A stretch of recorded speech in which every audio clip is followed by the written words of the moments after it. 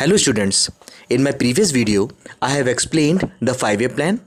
In this video, I'll explain the objectives of 5-year plan and we will see the critical assessment of 5-year plan. But before that, if you have not subscribed my channel, please subscribe the channel and don't forget to press the bell icon so that whenever I upload the new video, you get the notification. Let's start the class. Every plan has a long-term goals and at the same time they have the short-term goals. Firstly, we discuss the long-term goals of the 5-year plan. When I say long-term goals, what it means this is the goal which will be behind every 5-year plan. And when I say short-term goal, it means that short-term goals vary from plan to plan depending on current needs of the economy. Firstly, we discuss the long-term goals. As you can see in the screen, there are 4 long-term goals. The first one is growth, second one is modernization, third one is self-reliance, and the fourth one is equity. These are 4 important goals. In some of the book you can also see 5 goals might be there, but the important are the 4 one. Let us discuss the first one, that is a growth. The basic aim of economic planning is the rapid growth of the economy through the development of all major sectors of the economy. Listen, we know that in the economy we are having 3 sectors and the country can only grow when all the sectors are contributing equally in the GDP. Listen, the indicator of the growth is GDP. If the GDP is increasing, it means that the growth is going on in the country because GDP is the indicator of growth. The contribution made by sectors make up the structural composition of GDP.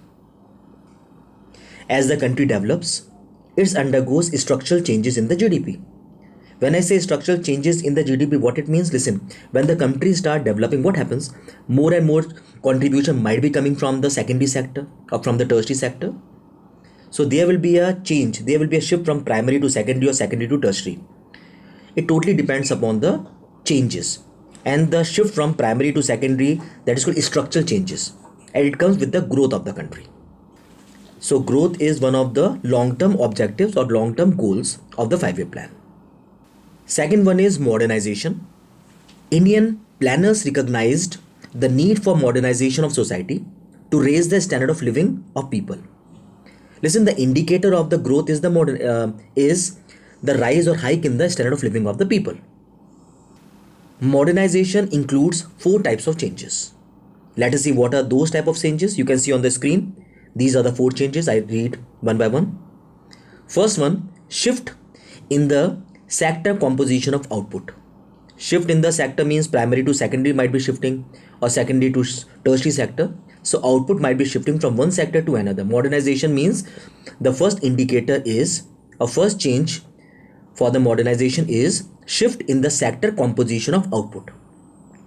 Second one, development of diversified economy. When I say diversified economy, it means that for example, listen, we are not focusing on a single line of production. Diversification means developing or shifting to a multiple line of goods. We are developing the heavy industries. We are also developing the small scale sectors as well. So that is called diversification. So modernization means development of diversified economy.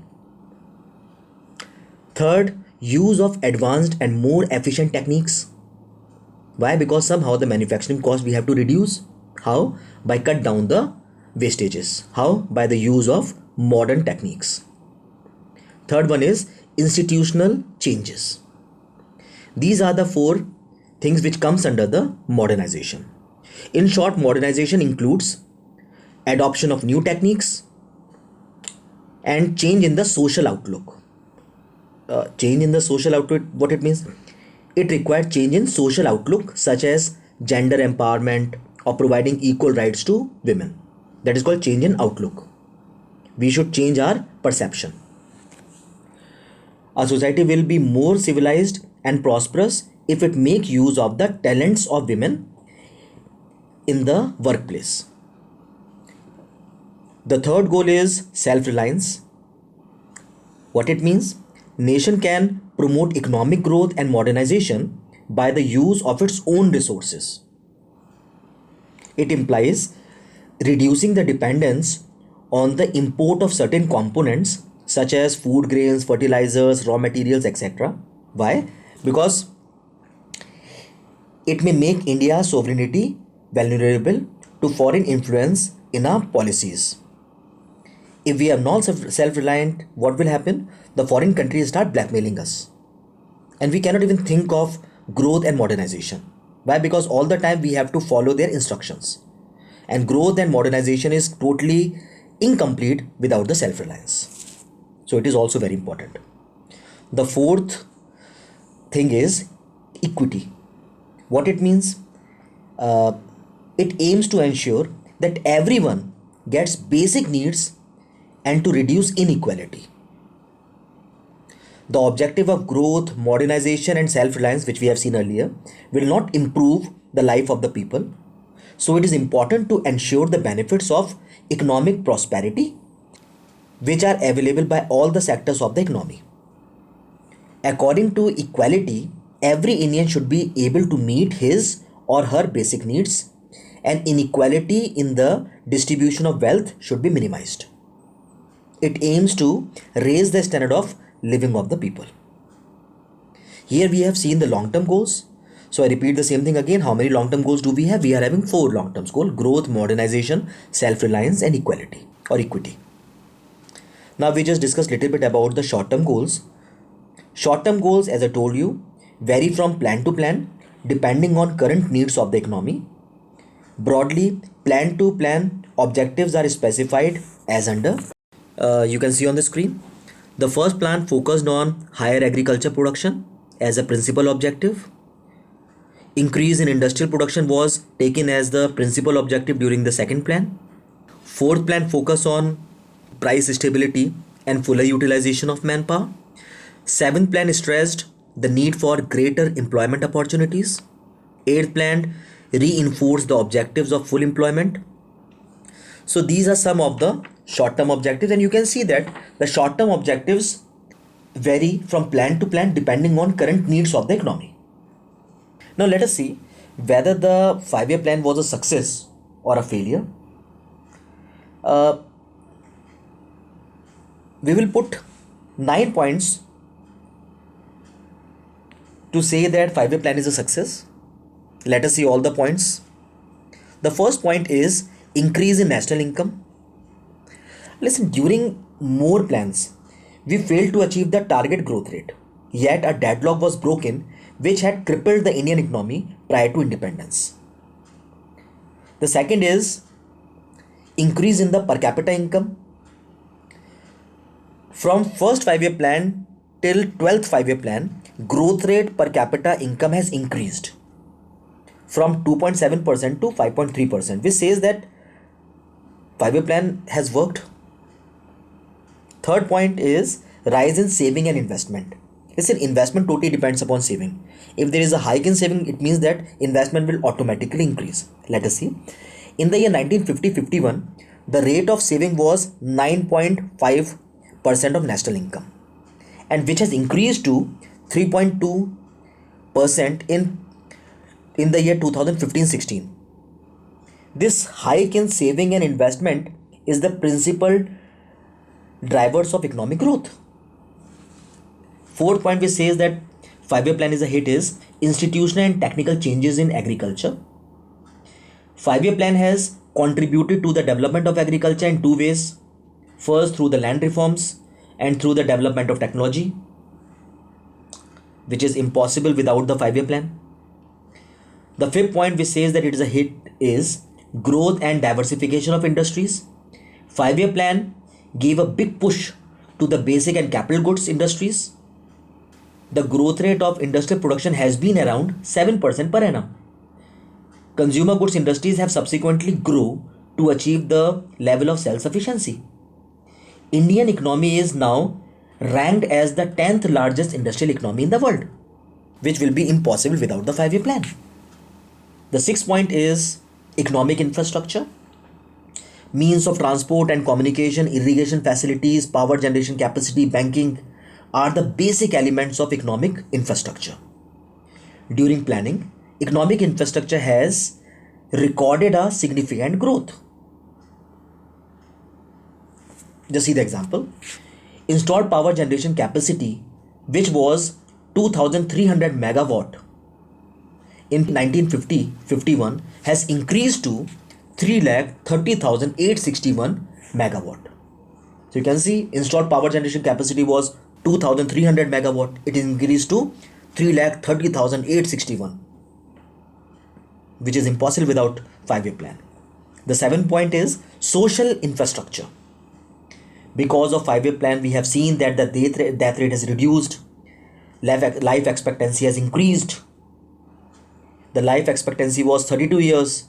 Right now it is 68 years. The 8th point is employment. Serious efforts have been made during plans to increase employment opportunities. Unemployment rate come down from 8.3% to 5.6%.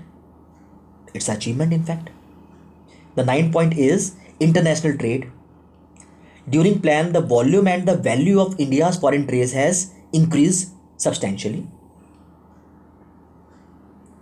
India's foreign trade was 792 crore and it increased to 40,31,719 crore. Now let us see the failure of the 5-year plan. I'll just give 4 points. First one is abject poverty. What it means? Elevation of the poverty was the central theme of the planning. In the year 1951, we want that the poverty should be removed completely.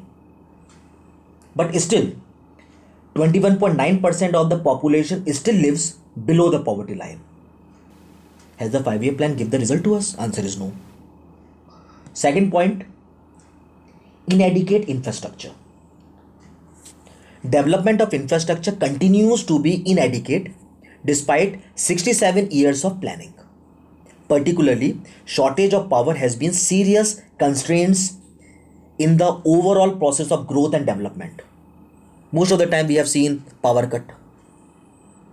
In most of the cities, the factories are running on generator. You really think that the 5-year plan has given the result? Answer is no. Third point, high rate of inflation. 5-year plan failed to tackle inflationary spiral in the country. First plan is the only exception when price level falls down. In all other plans, the price recorded a steep rise. The fourth point is unemployment crisis. At the end of the first plan, 53 lakh people were unemployed. How many? 53 lakh people. And after the end of the 11th plan, 4 crore people were unemployed. Planning Commission, 5-year plan. The fifth point is unequal distribution. 5-year plan were unable to wipe out economic and social inequalities, which were the principal goal of planning. On the basis of these 5 points, I say that Planning Commission of 5-year plan has totally unable to give the result. That's all we have in this video. Meet you soon with a new video. Till then, thanks for watching. God bless you all.